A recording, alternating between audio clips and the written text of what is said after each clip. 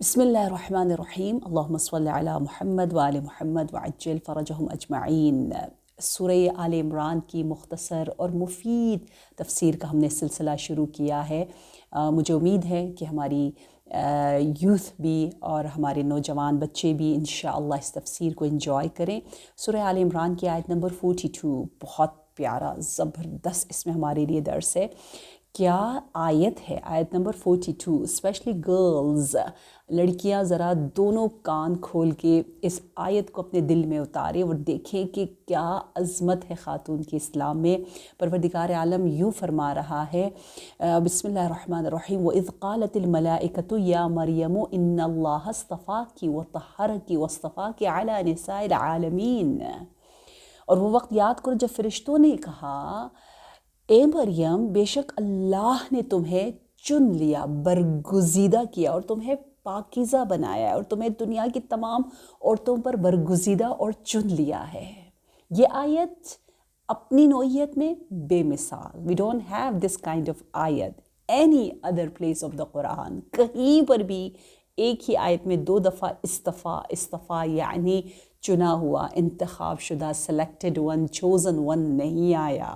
حضرت موسیٰ علیہ السلام کے لیے آیا لیکن ایک ہی دفعہ آیا ہے۔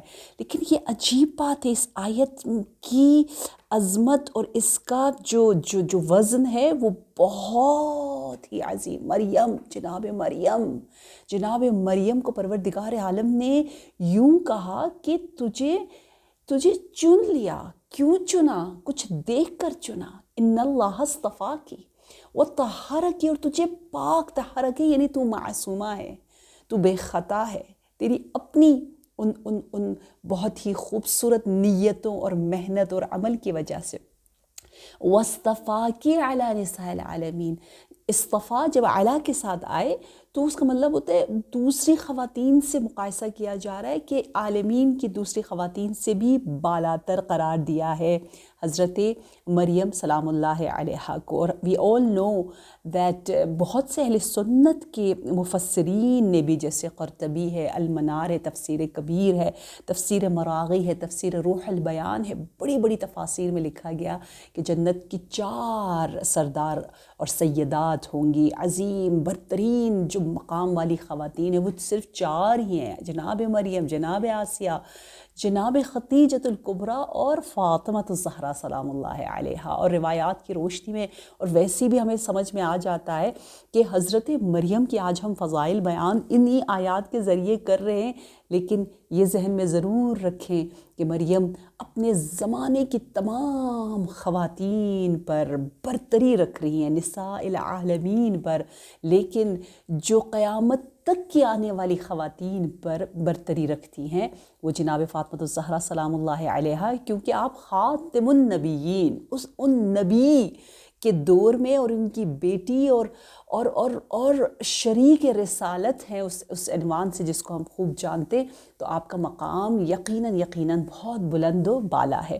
اب آپ جناب مریم سلام اللہ علیہا کی فضائل کو دیکھیں، پھر آپ کو پتہ چلے گا ایسی شخصیت خادمہ فاطمہ الزہرا سلام اللہ علیہا جو مسجد اقصیٰ کی خادمہ بن کر، کہتے ہیں جناب حنا مادر جناب مریم کا مقام اتنا بلند، اتنی وہ عظیم شخصیت کہ جب انہوں نے وہ نظر، وہ وقف، وہ ڈیووشن کی نیت کر لی کہ بچہ انشاءاللہ کہ بیٹا ہوگا اور اس بیٹے کو میں وقف کر دوں گی مسجد کے لیے، اور اللہ نے کہنا چاہا کہ ٹھیک ہے تجھے بیٹا ملے گا لیکن پوتے کی شکل میں نہیں، نواسے کی شکل میں ملے گا۔ دیکھیں نواسے کا کتنا مقام ہے کہ جناب حنا کی وہ دعا جو ہے وہ اس انداز سے قبول ہو رہی ہے، اور لیکن جناب حنا نے جو دعا کی مادر جناب مریم نے، وہ دعا پر قائم ہے، نظر پر قائم ہے، اور جا کر جو ہے وہ فوراً اپنا بچہ وقف کر دیتی ہے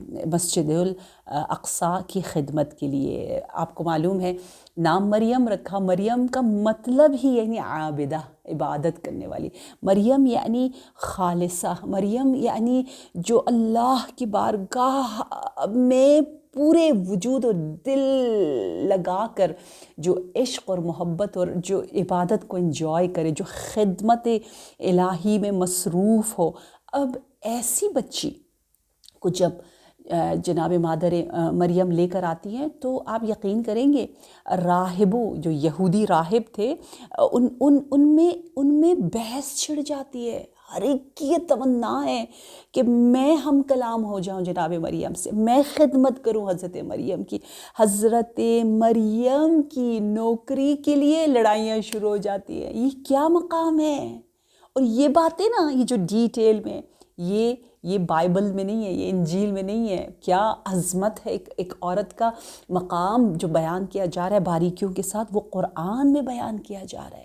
سو یہاں فرشتے بات کریں. نمبر 1 وَإِذْ قَالَتِ الْمَلَائِكَةُ, تو انبیاء کے علاوہ دوسروں سے بھی فرشتے ہم کلام ہوتے ہیں, جو ایک مقام ہے. اور عورت کا مقام یہ ہے کہ وہ ولیت اللہ ہے, وہ خدا سے پیغام ریسیو کر رہی ہے. یہ اس وجہ سے آپ کو انتخاب کیا گیا.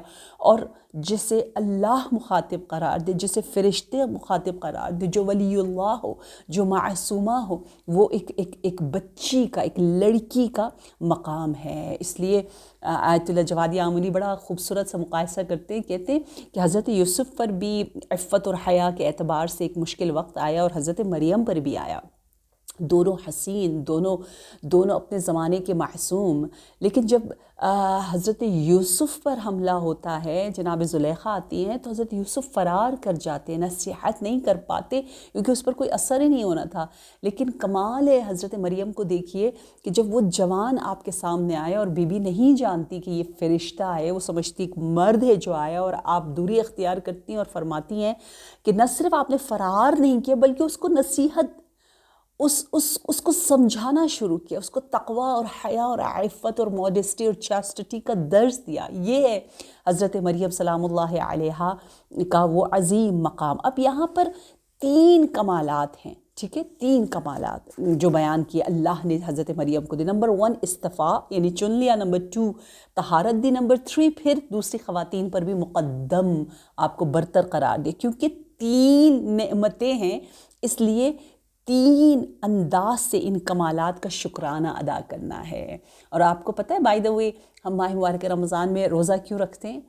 رمضان المبارک کے عظمت روزے کی وجہ سے ہم لوگ یہ سمجھتے ہیں نا, نہیں, بلکہ اصل جو عظمت ہے وہ اس لیے کہ ہمیں قرآن جیسی نعمت ملی ہے اس مہینے میں, اس کا شکرانہ جو ہے وہ عبادتوں اور روزے کی شکل میں. یہاں پر بھی شکرانہ ادا کرو کہا ہے کہ اللہ نے جب تجھے چن لیا ہے, اب شکرانے میں کیا کرو؟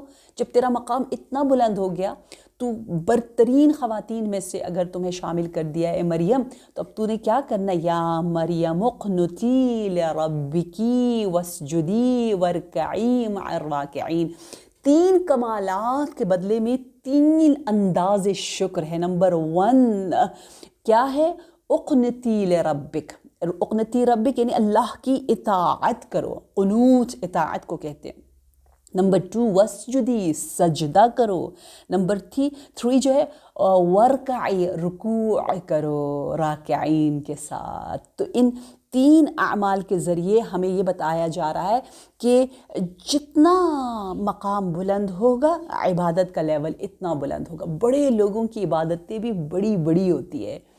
ہمارے نبی صلی اللہ علیہ وآلہ وسلم افضل البشر ہیں, اس لیے آپ کے لیے نماز شب واجب ہے, مستحبات بھی واجب. اور نماز شکر کا بہترین ایک طریقہ ہے جس کے ذریعے ہم الحمدللہ شکر ادا کر سکتے ہیں. اور پھر دیکھیے یہاں پر کہا ورکعی مع الراکعین, یعنی ایک ترجمہ جیسے آقا قراتی بھی کہتے ہیں کہ اس کا مطلب یہ ہے کہ خاتون کو معاشرے میں حاضر ہونا چاہیے, ٹھیک ہے, جہاں سب رکوع کر رہے ہیں وہاں آپ بھی رکوع کرو. یعنی اس کا مطلب یہ نہیں ہے کہ اگر آپ بہت چنے ہوئے لوگوں میں سے ہیں, بہت بلند و بالا ہیں, تو آپ کسی چوٹی پر کسی اونچی جگہ پر الگ تھلگ جو ہے وہ رہنا شروع کر دیں. نہیں, بلکہ لوگوں کے ساتھ رہو.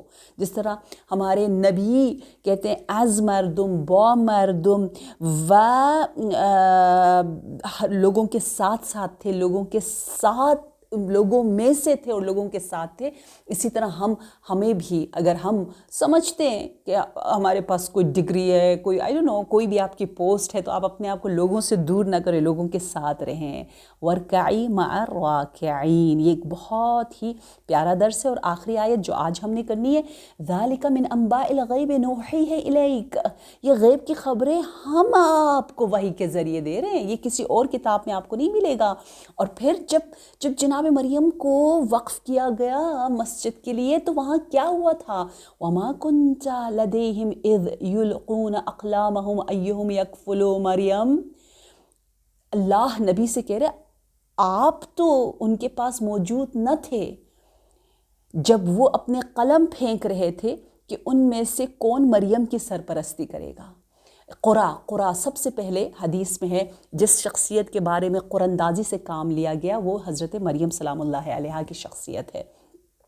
یہاں ایک نقطہ یہ بھی پتہ چلتا ہے کہ اچھے کاموں کے لیے مقابلہ کرنا، کمپٹیشن کرنا ایک اچھی صفت ہے. بڑے بڑے راہب جو ہیں، یہودی علماء جو ہیں، وہ جھک جھک کر خدمت حضرت مریم کے لیے لڑ رہے ہیں، ہر کوئی چاہ رہا ہے. اور یہاں اللہ کہہ رہے ہیں آپ نہیں تھے، کاش آپ ہوتے، آپ کو پتہ چلتا. ما کنت لدیہم، دیکھیں 2 دفعہ ہے، ما کنت لدیہم، I wish you would be there, you could see that scenario, وہ حادثہ آپ دیکھتے، وہ واقعہ آپ دیکھتے کہ کس طرح سے ایگر تھے، کس طرح سے کمپٹیشن تھی، ہر کوئی چاہ رہا تھا حضرت مریم کا وہ سرپرستی اور خدمت کرے اور ان کی تربیت کرے. تو حضرت مریم کی تربیت کے لیے نام لکھ کر قلم کو پھینک دیا گیا تھا، اور صرف بار بار حضرت زکریا کا نام آیا. کچھ روایات میں تاریخ میں ہے کہ 3 مرتبہ قرآ کی گئی اور 3 مرتبہ ہی حضرت زکریا کا نام آیا. تو اگر آپ سورہ تحریم کو بھی دیکھیں، اس میں اللہ تبارک و تعالی نے حضرت مریم کا مقام اتنا بلند و بالا بیان کیا ہے. آپ دیکھیے الفاظ دیکھیے، کہا ہے کیا کہا ہے خدا اس طرح سے فرما رہا ہے ضرب اللہ مثلا للذین آمنوا، اللہ ایمان والوں کے لیے ایک رول ماڈل بیان کر رہا ہے سورہ تحریم میں، نہ کہ خواتین کے لیے، للذین آمنا نہیں ہے، ہر مرد و زن سب کے لیے. جناب Asiya is a role model and then جناب Maryam is a role model, باقاعدہ مریم کو اسوہ حسنہ کے طور پر بیان کیا. اور اگر آپ سورہ مریم پڑھیں نا، سورہ مریم کا ٹیون، سورہ مریم میں جو موسیقی ہے، موسیقی ہم کہ اس کا جو طرز بیان ہے، اس کا جو ردم ہے، اس کا جو میسج ہے، وہ اتنا سب سوروں سے الگ ایک خاص اور خاص سورہ ہے سورہ مریم. ہم جیسے بے معرفت بے بصیرت لوگ ہم کچھ جانتے نہیں ہیں، اللہ نے ایک بڑا مقام دیا ہے یہ لڑکیوں کے لیے، خواتین کے لیے، اس میں بہت بڑا درس ہے. اور پھر خدا نے کہا ہے جو مریم کا انکار کرے وہ کافر ہے. وَبِكُفْرِهِمْ وَقَوْلِهِمْ عَلَى مریم، یعنی مریم اگر ایک مرتبہ کچھ کہہ دے تو مان لو، اگر نہیں مانتے ہو تو تم نے گویا اللہ کا انکار کر دیا. اس طرح کا آپ کو لب و لہجہ جناب مریم کے بارے میں ملتا ہے. اور یہاں پر آیت نمبر 44 میں پروردگار عالم یہی فرما رہا ہے وَمَا كُنْتَ لَدَيْهِمْ إِذْ يَخْتَصِمُونَ، اے نبی آپ نہیں تھے، آپ اس وقت موجود نہیں تھے جب وہ اختصام یعنی لڑ رہے تھے کہ ہم حضرت مریم کی سرپرستی کو قبول کریں گے. جیسے بتایا گیا اذان دینا ایک بہت بڑا مقام ہے. امام علی علیہ السلام چاہتے تھے آپ اذان دے، بار بار نبی سے کہتے تھے مجھے یہ شرف ملے. اور روایات میں ہے کہ جب بھی لوگ اذان دینے کے لیے کمپٹیشن کرتے تھے تو قرآ کشی ہوتی تھی، جس کا نام آتا وہ اذان دیتا. کاش آج بھی وہ زمانہ واپس آ جائے اور ہم عبادتوں کے لیے کمپٹیشن اور بھاگ دوڑ کرے جیسا کہ اسلام ہم سے چاہتا ہے. اور یہ ہو گئی آج کی 3 آیات. انشاءاللہ کل ہم اس کو کنٹینیو کریں گے. السلام علیکم ورحمۃ اللہ وبرکاتہ.